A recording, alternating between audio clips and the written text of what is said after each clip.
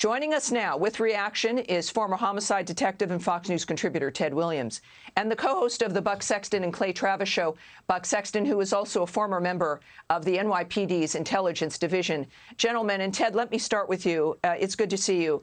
There's still mourning, and there's still sadness and grieving, and there's now some rage as we get more information, because we've got to know this information in order to know what to do and what goes wrong and what we can fix. Tell me your thoughts now with what we're seeing and how this is unfolding for us so far.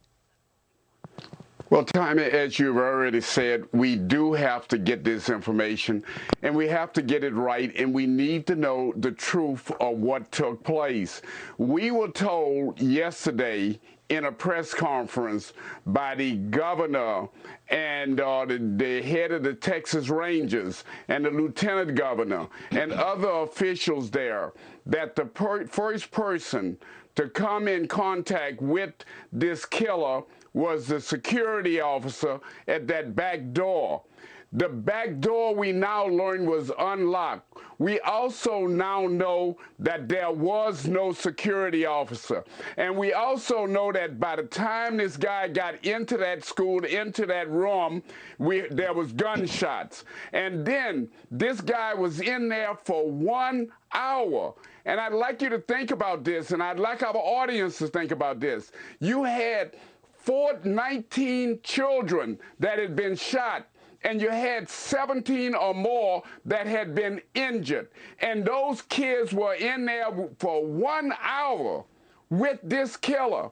And those who are now living, I am sure, Tammy, that they are scarred and perhaps scarred for life. And what should have happened is what happened 23 years ago. We learned a lesson at Columbine, and that is to go in, the law enforcement, and neutralize the person right away. That did not happen here. They gave us false information yesterday, and as a result of that, unfortunately, some kids may have been saved. Oh, we don't know that, but there could have been some people saved. We know, Buck, just from this report from the Wall Street Journal, if it's accurate, a mom goes into the arena, gets into the building in the midst of all of this, accesses the building, finds her children, removes them from the building. Again, this is for her report, Wall Street Journal reporting what she's told them, and rescued her own children. A mom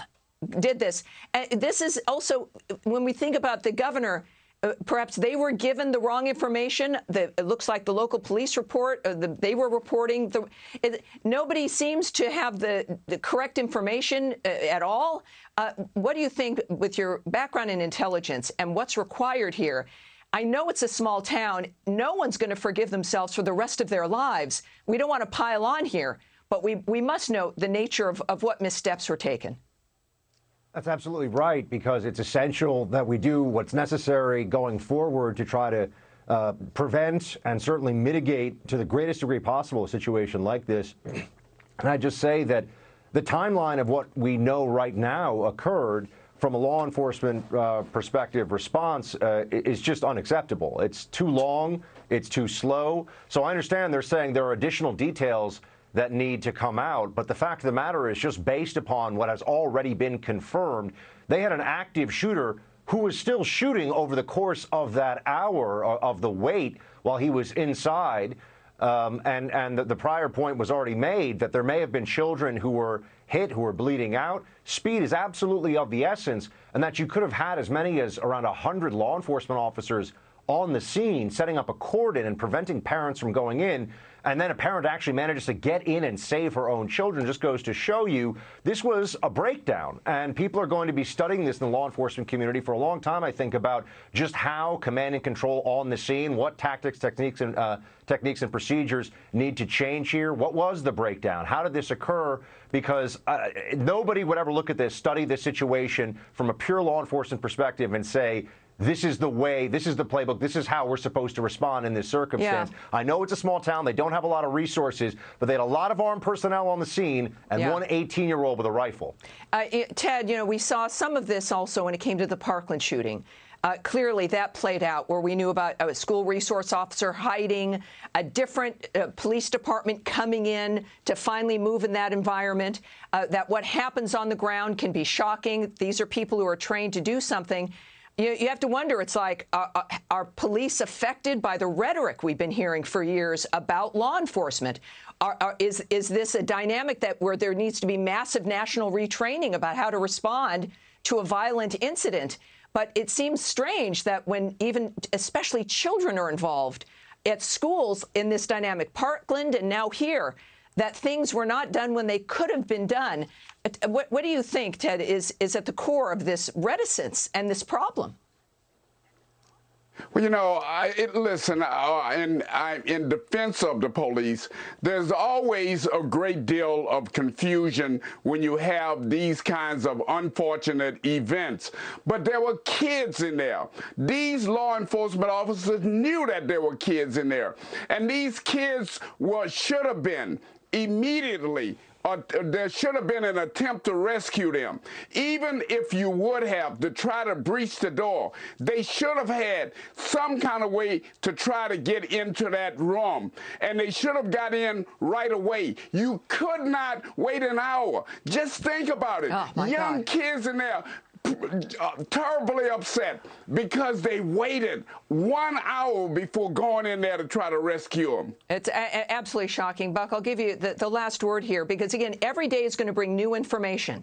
And we know everyone involved is shocked and struggling with how they acted and what happened.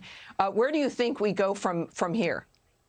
Well, I'm familiar with how bureaucracies work, including law enforcement bureaucracies, and I think that some of the reported information that turned out to be incorrect, we're going to see that there's a bit of a scrambling going on among some of the authorities involved here to come up with what the narrative will be that doesn't end up sounding like a lot of cops stood around with screaming parents saying, save our children inside, there's a maniac murdering them. I think that's honestly the takeaway here is just going to be that they don't really want to get the information out there quickly, because the information of the response here is not good. The law enforcement response here, with the exception of the Border Patrol tactical team that went in there and ended the threat. Look, thank you, gentlemen. I mean, this comes down to no matter what kind of a plan you might have, no matter how much money or what the strategies are, it comes down to the humanity, the humans involved, and being able to act on that. Thank you so much for joining me tonight. Hey, Sean Hannity here. Hey, click here to subscribe to Fox News YouTube page and catch our hottest interviews and most compelling analysis. You will not get it anywhere else.